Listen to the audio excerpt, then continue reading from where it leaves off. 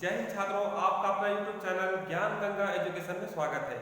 आज हम पढ़ने जा रहे हैं बीएड अंतिम वर्ष के अंतर्गत ज्ञान पाठ्यचर्या के अंतर्गत हम आज पढ़ेंगे व्यावसायिक शिक्षा के लाभ एवं महत्व। इसके पहले हमने पढ़ा था व्यावसायिक शिक्षा क्या है, उसकी परिभाषा, अर्थ, इनके साथ साथ उनकी विशेषता और उद्देश्य को जाना था।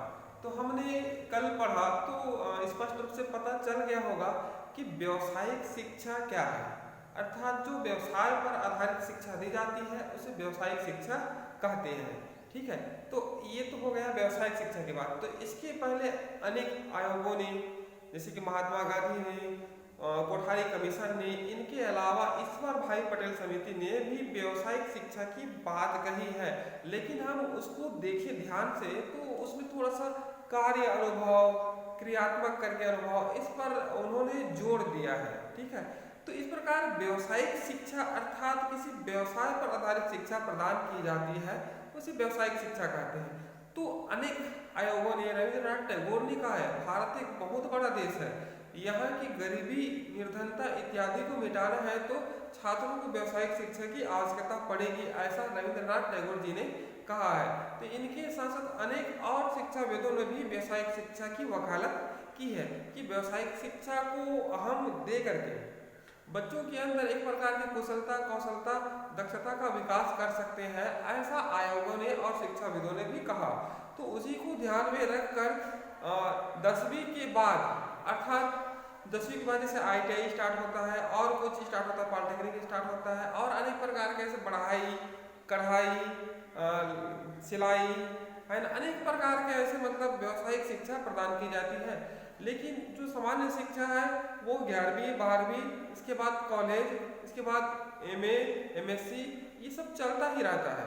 ठीक है, सामान्य शिक्षा। लेकिन 10वीं के बाद व्यावसायिक शिक्षा का क्षेत्र अलग हो जाता है और सामान्य शिक्षा का क्षेत्र अलग हो जाता है। लेकिन 1 से लेकर 10 तक हम सामान्य शिक्षा पढ़ते हैं, लेकिन वहाँ पर 2 भागों में बढ़ जाता है, सामान्य और व्यावसायिक। तो हमारी जो छत्तीसगढ़ या केंद्र सरकार, इस प्रकार से मतलब एक प्रकार से देखा जाए तो व्यावसायिक और सामान्य शिक्षा को अलग अलग कर दिए हैं। तो आइए हम जानते हैं व्यावसायिक शिक्षा के लाभ। तो सबसे पहले देखते हैं प्रशिक्षित व्यक्तियों का निर्माण। व्यावसायिक शिक्षा के माध्यम से प्रशिक्षित व्यक्तियों का निर्माण होता है। अब मान लीजिए हम किसी व्यवसाय पर, जैसे कि पढ़ाई, ठीक है, ये एक व्यवसाय है पढ़ाई, तो पढ़ाई की शिक्षा दे रहे हैं। ठीक है, एक लकड़ी से क्या क्या बनाया जाता है हम उसकी शिक्षा दे रहे हैं, तो वह पढ़ाई से संबंधित क्या हो जाएगा, उस पर कुशलता प्राप्त कर लेगा, अर्थात उस पर प्रशिक्षण प्राप्त कर लेगा। ठीक उसी प्रकार आपका बीएड है ना, बीएड एक प्रकार से देखें तो व्यावसायिक शिक्षा है। ठीक है, व्यवसाय पर आधारित है। अगर बीएड का पाठ्यक्रम आप करेंगे तो क्या करेंगे, आप किसी मतलब पढ़ाने संबंधी कार्य में आप निपुण हो जाएंगे, कुशलता प्राप्त कर लेंगे। इस प्रकार कह सकते हैं कि आप बच्चों को पढ़ाने के लिए प्रशिक्षित हो जाएंगे। तो ये हो गया आपका प्रशिक्षित व्यक्तियों का निर्माण। ठीक है, नेक्स्ट आइए बेरोजगारी की समाप्ति। अब सीधी सी बात है, कोई भी व्यक्ति व्यावसायिक शिक्षा प्राप्त करेगा, ठीक है, व्यावसायिक शिक्षा प्राप्त करेगा तो जो बेरोजगारी की समस्या है वह दूर हो जाएगी। तो यह बहुत ही आवश्यक है कि छात्रों को व्यावसायिक शिक्षा में संलग्न किया जाए। यह अधिकतर छात्र सामान्य शिक्षा की ओर ना जाकर के किसी व्यवसाय में संलग्न होना चाहिए। तीसरा ये आत्मनिर्भरता का विकास। अब देखिए व्यावसायिक शिक्षा, मान लीजिए कोई व्यक्ति है यहाँ पर, उन्होंने पढ़ाई का कार्य सीखा है। ठीक है, पढ़ाई का कार्य सीखने के पश्चात उन्होंने एक दुकान खोल लिया। ठीक है, लकड़ी से कुछ बनाने का दुकान, और उसमें उन्होंने खोल लिया है ना। तो खोला तो अब बहुत सारे लकड़ी से कुछ एक प्रकार से देखें तो कुछ सामान बना जा रहे हैं, जैसे टेबल बना रहे हैं, बारकोड बना रहे हैं, अनेक प्रकार के सामान बना करके वो बेच रहे हैं। तो वो क्या आ रहा है, पैसा आ रहा है ना। इस प्रकार इस व्यक्ति को, है ना, व्यावसायिक शिक्षा प्राप्त करने के पश्चात दुकान खोलने के बाद उन्हें आमदनी हो रही है, तो वह निर्भर नहीं है या सरकार के ऊपर निर्भर नहीं, वो स्वयं के ऊपर निर्भर है। ठीक है, इस प्रकार का आत्मनिर्भर का विकास होता है। तो ये जवाब भी हो गया। ठीक है, अब आइए देखते हैं सामान्य शिक्षा पर दबाव में कमी। अब देखिए, देखते हैं पहले, ये पहली है, ये 10वीं, 1 से लेकर के 10वीं। देखिए यहाँ पर सामान्य शिक्षा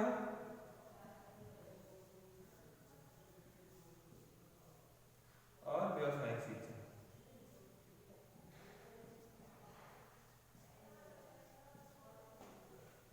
देखिए पहले से लेकर 10वीं तक। ठीक है, हम यहाँ तक आए, इसके पश्चात ये दो भागों में बढ़ जाता है, एक तो हो गया सामान्य शिक्षा और दूसरा हो गया व्यावसायिक शिक्षा। अब देखिए यहाँ पर सामान्य शिक्षा के अंतर्गत हम 11वीं पढ़ते हैं, 12वीं पढ़ते हैं, फिर कॉलेज पढ़ते हैं, फिर स्नातकोत्तर करते हैं, मतलब एमए, एमएससी। ठीक है, इस प्रकार से हम सामान्य शिक्षा के अंतर्गत करते हैं। और इसके अंतर्गत देखिए हम पॉलिटेक्निक करते हैं, उसके बाद ITI करते हैं, उसके बाद BTech इंजीनियरिंग, ठीक है, MTech। तो इस प्रकार देखिए यहाँ पर बदल जा रहा है ना, polytechnic, ITI, BE, BTech engineering और D फार्मा और B फार्मा, M फार्मा, इसके अलावा DEd, BEd है। तो इस प्रकार एक प्रकार से व्यावसायिक शिक्षा, बहुत सारे व्यावसायिक शिक्षा है ना। तो ये 10वीं के बाद, जैसे कि ये बीएड आपका होता है 12वीं के बाद होता है ना, पॉलिटेक्निक होता है 10वीं के बाद होता है, ITI होता है 10वीं के बाद होता है और 12वीं के बाद होता है। तो इस प्रकार कह सकते हैं कि अगर हम अधिकतर लोग व्यावसायिक शिक्षा में संलग्न हो जाए, व्यावसायिक शिक्षा की ओर अग्रसर हो जाए, तो जो सामान्य शिक्षा है इस पर दबाव कम पड़ेगा। आज अधिकतर लोग है ना, अधिकतर लोग सामान्य शिक्षा करना चाह रहे हैं, 10वीं के बाद 11वीं, 12वीं, कॉलेज, फिर स्नातकोत्तर है ना, ये मतलब सामान्य शिक्षा करना चाह रहे हैं और इसमें अधिकतर लोग भरे पड़े हैं।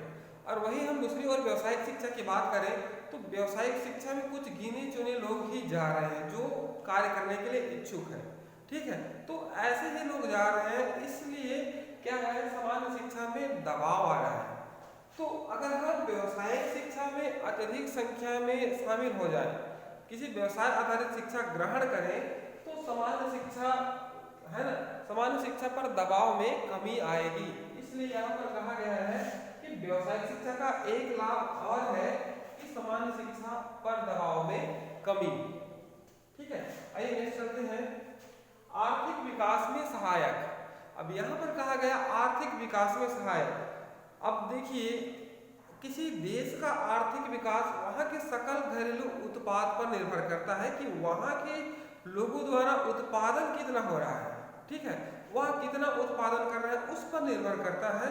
तो जितने व्यक्ति व्यावसायिक शिक्षा प्राप्त करेंगे और उनसे जो उत्पादन होगा, ठीक है, उनसे जो उत्पादन होगा वह देश के आर्थिक विकास में भागीदारी निभाएंगे। ठीक है, इस प्रकार कह सकते हैं कि व्यावसायिक शिक्षा का एक लाभ और है कि आर्थिक विकास में बढ़ोतरी, अर्थात देश की आर्थिक विकास में बढ़ोतरी या सकल घरेलू उत्पाद में बढ़ोतरी, या कहें कि राज्य, देश और अंतर्राष्ट्रीय लेवल पर अपने आप को या देश को आगे ले जाना। ठीक है, यह हो गया आपका आर्थिक विकास। नेक्स्ट आइए, तीव्र औद्योगिकरण संभव। अब मान लीजिए बहुत से लोग हैं, कोई मोटर मैकेनिक सीखते हैं, कोई सिलाई कढ़ाई, कोई माली, कोई और कुछ काम सीखते हैं, है ना, तो अनेक प्रकार के काम सीखते हैं। तो इसमें कहा गया तीव्र औद्योगिकरण संभव।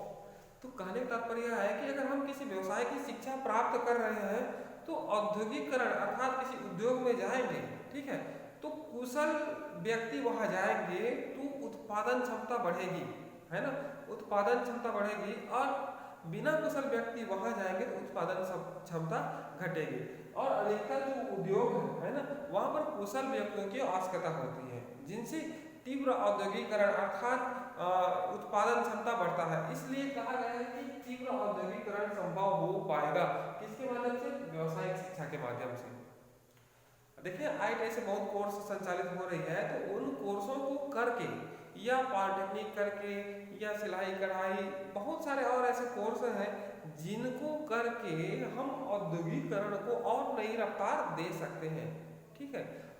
भारत जब आज़ाद हुआ उस समय औद्योगिकरण उतना चरम सीमा पर नहीं था, लेकिन पंचवर्षीय योजना में कहा गया कि भारत विकास के लिए, है ना, औद्योगिकरण बहुत ही जरूरी है, अर्थात अधिक से अधिक उत्पादन हो तो आय में वृद्धि होगी, तो हमारा देश विकास करेगा। इस प्रकार उस समय पंचवर्षीय योजना को लागू किया गया और प्रत्येक पंचवर्षीय योजना में एक लक्ष्य रखा गया, ठीक है, लक्ष्य रखा गया, ठीक। उसी लक्ष्य को ध्यान में रखते हुए तीव्र औद्योगिकरण संभव हो सका, अर्थात वह लक्ष्य तो व्यावसायिक शिक्षा सन 1964-66 में कोठारी आयोग ने भी कहा था कि व्यावसायिक शिक्षा के माध्यम से, है ना, लोगों को, बच्चों को हम बहुत सारे काम दे सकते हैं या वह स्वयं काम में संलग्न हो सकते हैं और औद्योगिकरण संभव हो सकता है, ऐसा आयोगों ने भी कहा है। आइए, इस प्रकार ये हो गया ये तीव्र औद्योगिकरण। अगर कुशल व्यक्ति मिलेंगे तो उद्योगों का विकास अच्छे से होगा, इसलिए यहाँ पर तीव्र औद्योगिकरण की बात की गई है। नेक्स्ट है 7वां, संसाधनों का मितव्ययी प्रयोग। अब यहाँ पर मितव्ययी का अर्थ होता है मितव्ययी का कम खर्चीला,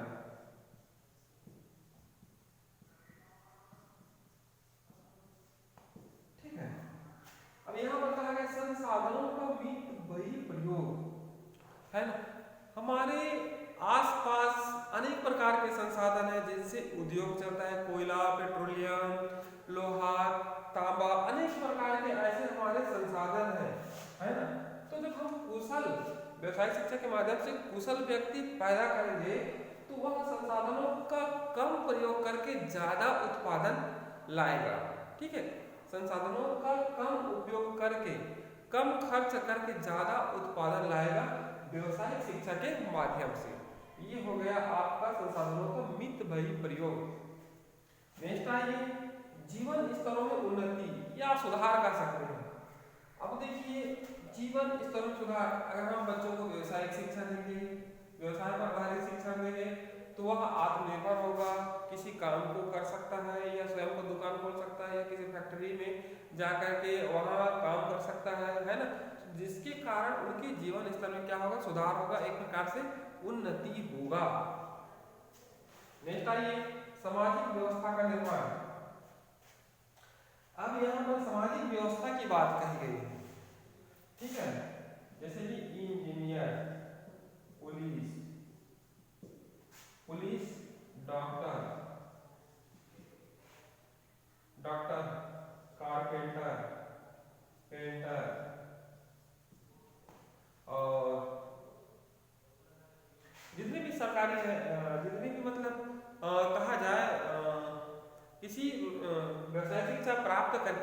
व्यावसायिक शिक्षा प्राप्त करके किसी काम में संलग्न होते हैं, है ना, तो उनका जो बनते हैं, जैसे पुलिस बनते हैं, डॉक्टर बनते हैं, इंजीनियर बनते हैं, कारपेंटर बनते हैं, पेंटर बनते हैं, अनेक प्रकार के ऐसे कार्य करते हैं, तो उनका एक सामाजिक व्यवस्था निर्माण होता है, ठीक है, उनकी सामाजिक स्थिति में सुधार होता है। यहाँ पर कहा गया सामाजिक व्यवस्था का निर्माण, ठीक है।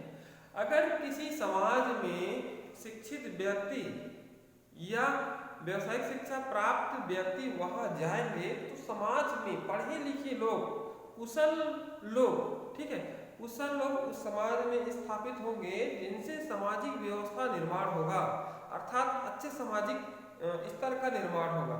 इस प्रकार कहा गया है कि सामाजिक व्यवस्था का निर्माण। नेक्स्ट आइए 10वां और अंतिम, आर्थिक मजबूती या आर्थिक सुदृढ़ीकरण।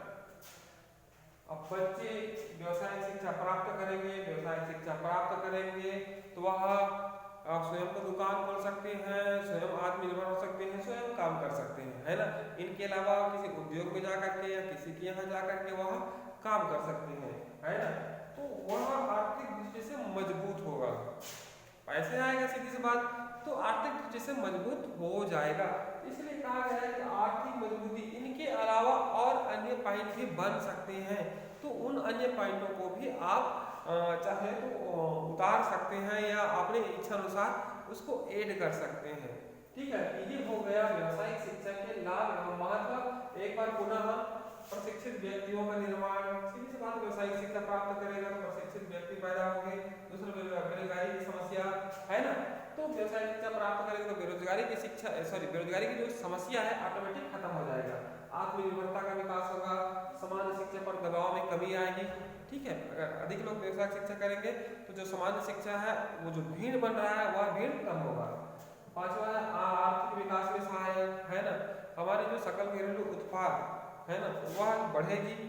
ठीक है, आइए तीव्र औद्योगिकरण संभव, है ना, तो जितने लोग व्यवसायिक शिक्षा प्राप्त करेंगे तो वो उद्योगों में जाएंगे, तो कुशल व्यक्ति उद्योगों में जाएंगे तो औद्योगिकरण तीव्र संभव हो सकता है। और कहा गया है संसाधनों का मितव्ययी प्रयोग। अब इसमें ये कहा गया है कि संसाधनों का मितव्ययी प्रयोग, कुशल व्यक्ति जाएंगे तो वह संसाधनों का कम प्रयोग करके ज्यादा उत्पादन प्राप्त करेगा। जीवन स्तर में उन्नति, सामाजिक व्यवस्था का निर्माण।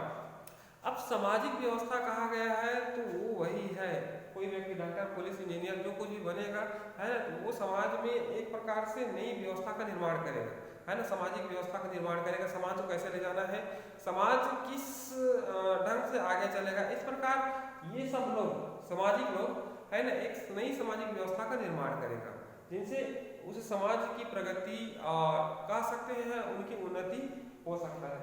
और आर्थिक मजबूती, है ना, मतलब धन के क्षेत्र में या कहें हमारे जो धन या पैसा है इस क्षेत्र में मजबूती आती है व्यवसायिक शिक्षा के माध्यम से। तो ये हो गया आपका व्यवसायिक शिक्षा के लाभ एवं महत्व। आइए चलते नेक्स्ट, आइए चलते हैं व्यवसायिक शिक्षा में बाधाएं। हमने व्यवसायिक शिक्षा के लाभ और महत्व, विशेषता इत्यादि को जाना। आइए चलते हैं व्यवसायिक शिक्षा की क्या क्या बाधाएं हैं। तो पहली बाधा ये है कि मूलभूत संसाधनों का अभाव। अब मूलभूत संसाधन क्या होगा, एक तो होगा कक्षा होगा, भंडारण सुविधा होगा, ठीक है, भंडारण कक्षा, कक्ष, है ना, आवश्यक सामग्री जो बच्चों को सिखाने के लिए होनी चाहिए, उन संसाधनों का अभाव स्पष्ट रूप से देखा जाता है। तो ये व्यवसायिक शिक्षा में एक बाधा यह है, जैसे कोई ITI केंद्र है तो वहाँ पर अनेक प्रकार के जो मशीन होनी चाहिए, उन मशीनों का अभाव देखा जाता है। इनके साथ कक्षा नहीं होता, है ना, इनके साथ मशीनों को लाए तो रखे कहाँ। कई मशीनें ऐसे होती हैं जो खराब होती हैं, जिनके कारण हम सही ढंग से शिक्षा प्राप्त नहीं कर पाते। तो इस प्रकार मूलभूत संसाधनों का अभाव देखा जाता है। आइए चलते हैं दूसरा कहा है उद्योगों के साथ समन्वय का अभाव। उद्योगों के साथ समन्वय का अभाव, जैसे कि आप लोग BEd कर रहे हैं, ठीक है, BEd कुछ पढ़ने के पश्चात, कुछ जानकारी प्राप्त करने के पश्चात आप स्कूल में पढ़ाने के लिए जाते हैं, है ना। फर्स्ट ईयर में 1 माह और फाइनल ईयर में कम से कम 5 माह, है ना।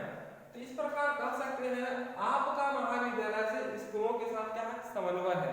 ठीक उसी प्रकार जो मान के चलिए ITI करते हैं, ठीक है, तो उनका किसी उद्योग के साथ समन्वय होना चाहिए, ठीक है।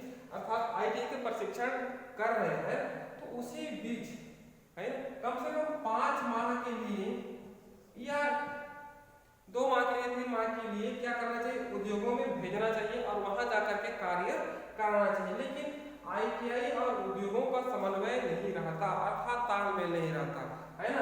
अगर ये ITI के प्रशिक्षु विद्यार्थी है वो उद्योग में जाएंगे तो काम को बेहतर ढंग से और सीख पाएंगे और नई जानकारियां प्राप्त करेंगे। तो इस प्रकार कह सकते हैं उद्योगों के साथ समन्वय का अभाव देखा जाता है, ठीक है। ये हो गए। आइए सामान्य शिक्षा तथा व्यावसायिक शिक्षा में अंतर। अब यहाँ पर कहा गया है सामान्य शिक्षा और व्यावसायिक शिक्षा में अंतर। अधिकतर लोग सामान्य शिक्षा को अच्छा समझते हैं, ठीक है, सामान्य शिक्षा को अच्छा समझते हैं और व्यावसायिक शिक्षा को निम्न दृष्टि से देखा जाता है ना, कि निम्न दृष्टि से इसलिए देखा जाता है कि जो व्यावसायिक शिक्षा होती है उसमें अत्यधिक श्रम लगता है ना, अर्थात मजदूर की भांति काम करना होता है। तो इसलिए जो बच्चे हैं, अभिभावक हैं, वो सामान्य शिक्षा और व्यावसायिक शिक्षा में अंतर करते हैं, इसलिए अधिकतर बच्चे व्यावसायिक शिक्षा की ओर अग्रसर नहीं हो पाते, इसलिए व्यावसायिक शिक्षा भी संपन्न सही ढंग से नहीं हो पाता। नेक्स्ट आइए महंगी शिक्षा। जो धनवान है, ऊंचे वर्ग के लोग हैं, उनके लिए व्यावसायिक शिक्षा आसान है, लेकिन जो निर्धन लोग हैं, गरीब लोग हैं, उनके लिए व्यावसायिक शिक्षा महंगी है ना। जैसे कि मुझे बीटेक करना है, ठीक है, बीटेक करना है, बीएड करना है, या बहुत सारे और अन्य कोर्स करने हैं, जैसे कि अभी आया डी फार्मा ये करना है, तो ये हमारे लिए एक प्रकार से देखा जाए तो जो निम्न वर्ग के लिए महंगी हो जाएगी, लेकिन जो पैसे वाले हैं, ठीक है, उनके लिए वो सस्ता है। इस प्रकार कह सकते हैं कि महंगी शिक्षा है। नेक्स्ट आइए व्यावसायिक शिक्षा केंद्रों की कमी।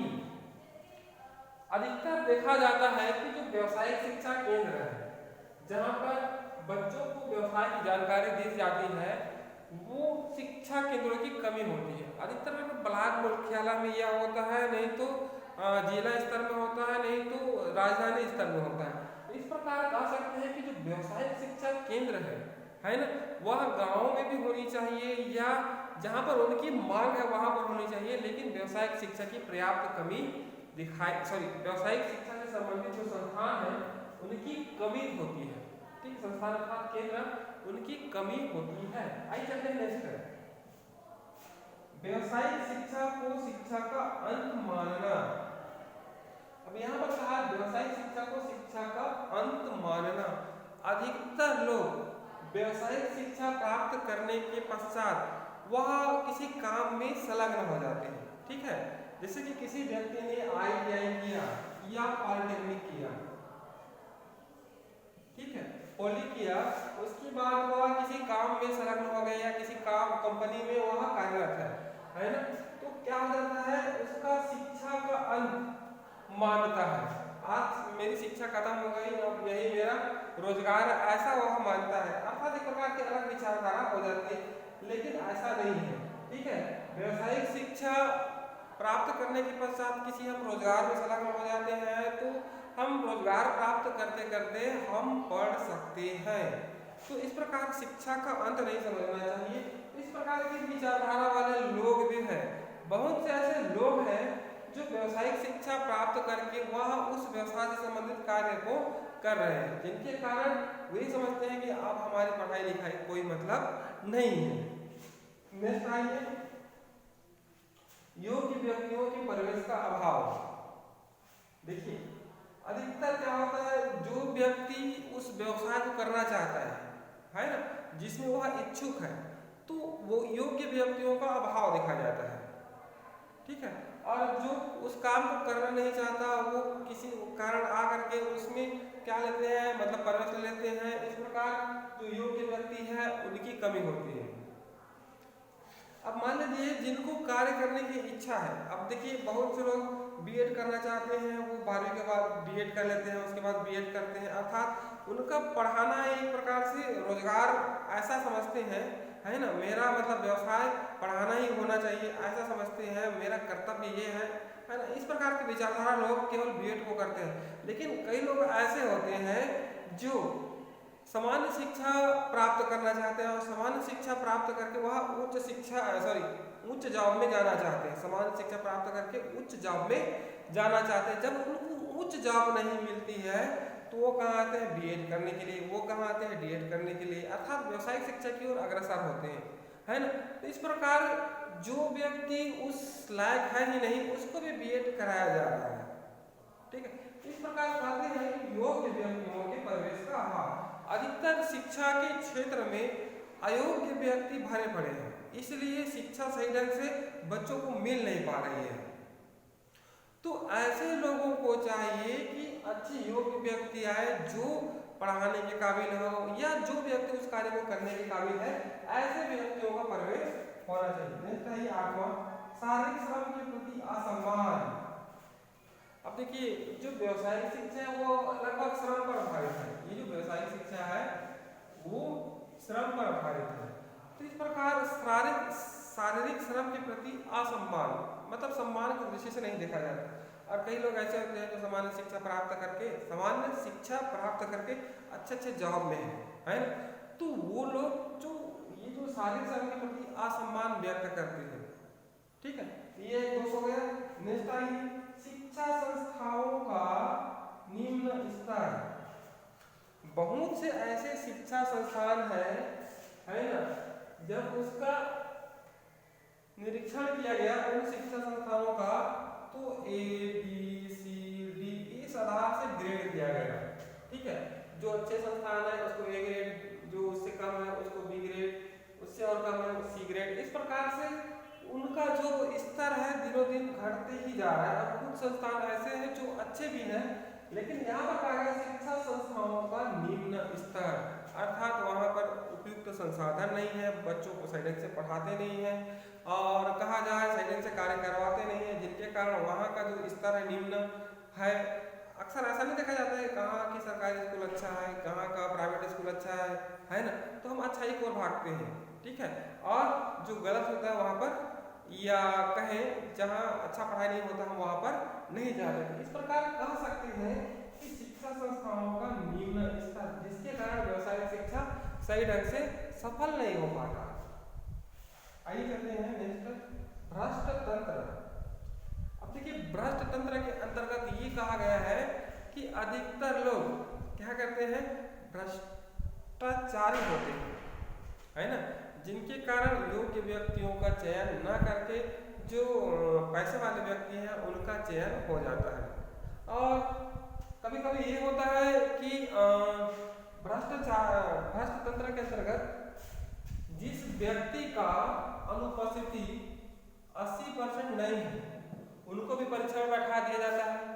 दूसरी बात, बहुत से बच्चे ऐसे होते हैं जो घर पर ही रह करके शिक्षा प्राप्त कर रहे हैं, व्यवसाय शिक्षा प्राप्त कर रहे हैं, और अंतिम परीक्षा में बैठते हैं, तो उनको ज्ञान कहाँ से मिल पाएगा, ठीक है।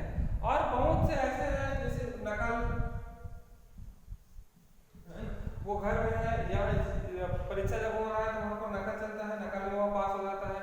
तो इस प्रकार व्यवसायिक शिक्षा को सफल बनाने में एक अच्छे और ईमानदार व्यक्ति की आवश्यकता है, लेकिन भ्रष्ट तंत्र की वजह से हम व्यवसायिक शिक्षा की सफलता की कामना नहीं कर सकते। इस प्रकार इन जो क्षेत्र में भ्रष्टाचार हो रहा है उनको कम करने की आवश्यकता है।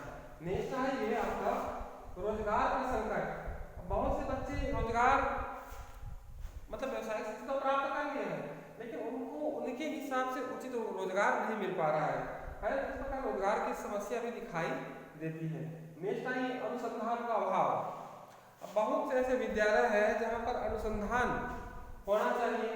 मान लीजिए कोई कृषि का सब्जेक्ट लिए है, ठीक है, तो कृषि का सब्जेक्ट लिया है, इसके लिए अनुसंधान के लिए खेत, धान या फसल ये सब होना चाहिए, लेकिन ये नहीं होता।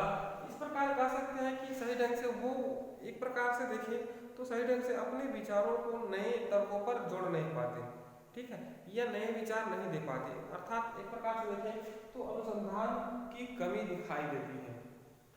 आइए नेक्स्ट, शहरों में अधिक उपलब्धता और बहुत से ऐसे सामान है, सामग्री है और बहुत से ऐसे जो संसाधन है वो शहरों में अधिक होती है। शहरों में टीचर भी होते हैं और शहरों में पर्याप्त संसाधन सुविधाएं होती है, इसलिए शहरों के लिए ज़्यादा लाभप्रद है। और गाँव की बात करें तो गाँव में पढ़ाने के लिए भी टीचर नहीं आते, टीचरों का उदासीन रवैया जिनके कारण व्यावसायिक शिक्षा में बाधा आती है। तो अगर हम एक शिक्षक के रूप में देखें या एक अच्छे व्यक्ति के रूप में देखें तो इन बाधाओं का निराकरण करने के लिए हमें प्रयास करना चाहिए और सरकार की भी जिम्मेदारी है कि ये जो कमियां हैं उनमें सुधार